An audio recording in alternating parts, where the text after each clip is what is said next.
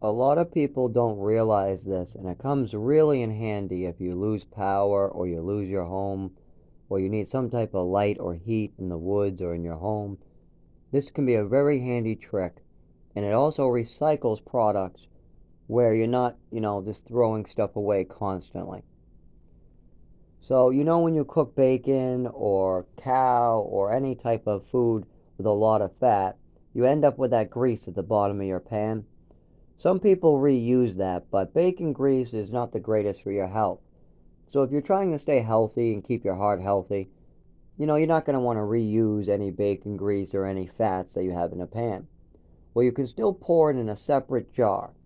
All you need to do is take a jar, okay, or a container that you like, or an old glass candle holder like the candles used up. Pour a little bit of that in, start at the bottom with a low layer. Then just take a piece of wooden wick or regular wick or a small wick you can make out of clothing or something that doesn't have a lot of chemicals or coloring to it, and dig it into the middle of that lard.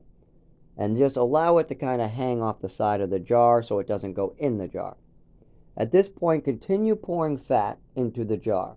You hold the string up, you pour the fat, put it in the fridge, it will turn solid. After a while of pouring different oils and fats into this jar, you should have like a candle-like fixture that you can burn. Fat and oils are flammable. They can be used as a lighting or some type of fuel. I've done this before with cooking oil and alcohol and fats. I actually did it with lard one time, some used lard, and it works really well. Sometimes the flame will go out if there's any impurities in it. Sometimes I'll try to kind of add something like some candle wax or something to it, But most of the time, lard and fats and oils should be able to burn on their own pretty effectively. And then you have a candle or a light that smells like bacon. A bacon candle. And it should be just work fine. Now I do warn you that it does put off a little more smoke than a wax candle, but you should be alright. Most of them burn pretty clean. The smoke is from impurities in the oils and fats that come from the pan or your food. That's also what puts it out. But it's one way you can recycle and still get use out of a product. Everybody else are killing cows, killing animals like pigs, and then they just throw the leftovers in the trash. Well, when it goes to a landfill, the animals and the plants don't get to it. There's only grass in landfills. There's no real edible plants like nut trees or banana trees or apple trees. There's no other insects or bugs that really can get in there and devour it. So what most people do is just throw it away and it ends up in that situation. Well, you can reuse certain things and then it doesn't go in the landfill. You can refill that same candle jar over and over and over, and as you burn it, it will just burn up into the atmosphere by itself.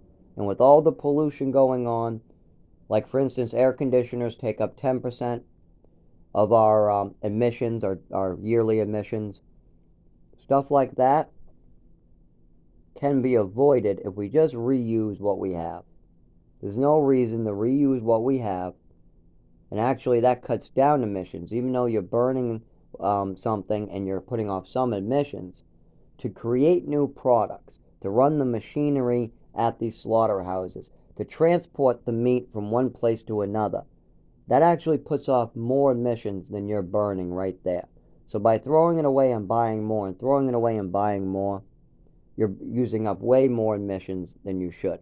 A lot of people don't realize the transportation uses up emissions. Like people don't realize cement and making roads and construction and making buildings and foundations take up a lot of emissions because they have to run all that machinery. The factories have to produce these things. They got to mine some of this stuff, and all that process takes emissions. And that's something we're going to have to look at in the future, how we can use what we have. If your life is sufficient, then you should be happy. 200 years ago, there was a lot of people that starved to death or couldn't get a home or things like that. Today there are plenty of people that have sufficiency, but nothing's ever sufficient. And that's because a person that has sufficiency will never seem to think anything is ever sufficient. And that's something you have to look into yourself to fix.